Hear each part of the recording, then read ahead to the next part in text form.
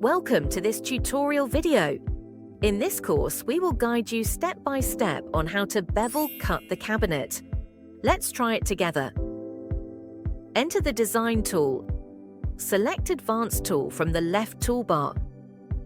Click Kitchen and Bath or Closet to enter the Customize tool page.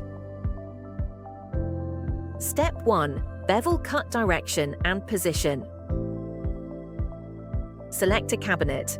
You can click Cabinet Corner Cutting, Bevel Cut in the top toolbar. Then set the bevel position on the pop-up bevel panel of the cabinet.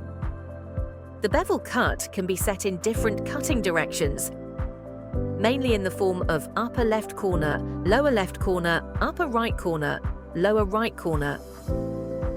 Step 2. Set chamfer size.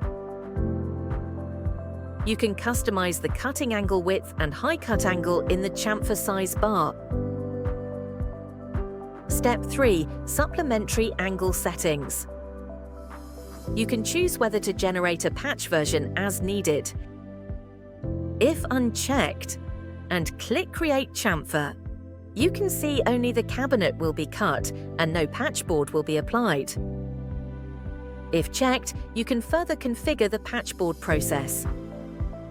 The thickness of the patch board can be set freely. In advanced settings, you can set the supplementary angle height, supplementary angle method and extension value. The supplement methods include embedded and cover.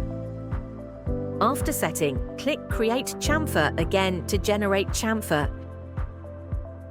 You will see a beveled effect with the patch panel. That's all. Thanks for watching.